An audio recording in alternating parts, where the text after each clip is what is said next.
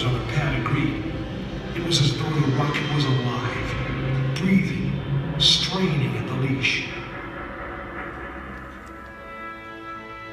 Earlier in the morning, astronauts Frank Borman, Jim Lovell, and Bill Anders had made their final preparations before taking that long ride out to the waiting spacecraft.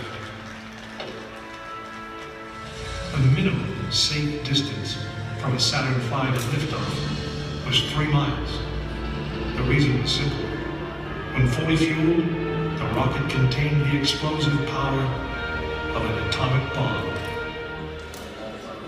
As the clock counted down, the astronauts and all of us in launch control went through the pre-flight checks, our hands on the controls of the most powerful, most complex machine ever built.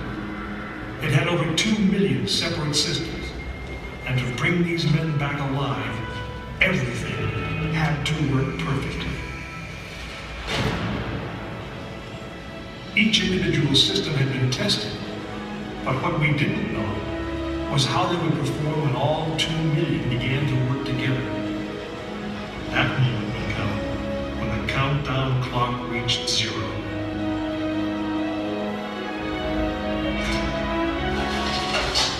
If a maneuvering thruster failed, if communications broke down, if navigation was off by 1 degree, if any piece of the miles of wiring, circuits, relays, or valves was defective, Frank Borman, Jim Lovell, and Bill Anders would pay with their lives. As they sat waiting for launch on that chill December morning, these 3 astronauts were back to what they had always been: test pilots.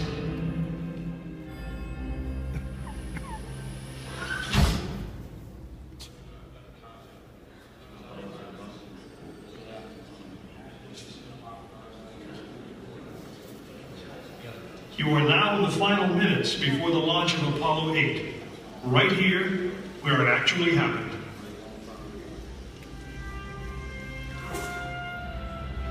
Mankind is about to leave his planet behind and journey to another.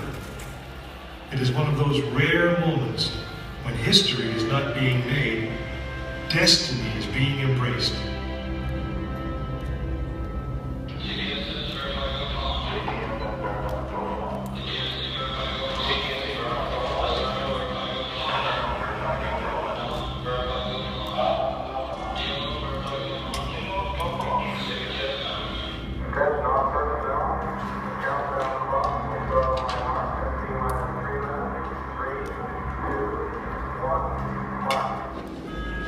This is launch control, T-minus 3 minutes and counting.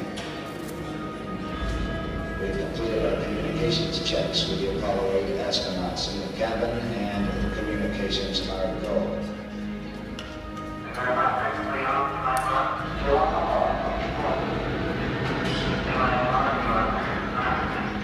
During this period, once we do get the firing command, the various tanks within the 3 stages of the Saturn V launch vehicle begin to pressurize.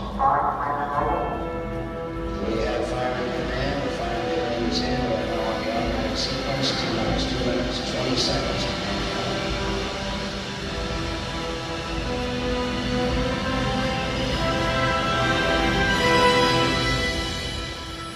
Our status board indicates that all aspects are ready. Instrument unit is ready, spacecraft ready. Final check of the emergency detection system. That ready light also now. First stage preparations are completed. All systems are ready. Okay. Okay, keep going. And we're on. Ready to go to front bank. Standby motor. Okay, you're on. All systems go. T-minus 45 seconds incoming. The first stage of oxygen tank has been pressurized, and the pressure's still building up. Coming up in 90 seconds, mark T-minus 90 seconds incoming. The Apollo 8 crew standing by, spacecraft commander Frank Borman, Jim Lovell, Bill Anders. We now report that the liquid hydrogen tank on the 3rd stage is pressurized. 1 minute, 15 seconds.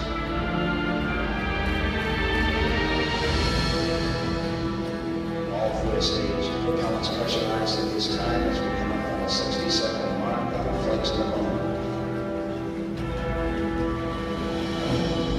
60 seconds and counting. The vehicle now is completely pressurized. We're coming up on a power transfer shortly.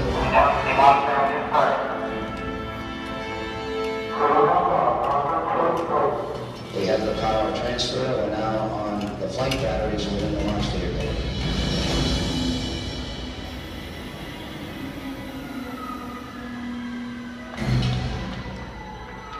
Final reports from Frank Borman at this time. Final look at the switch list aboard the spacecraft.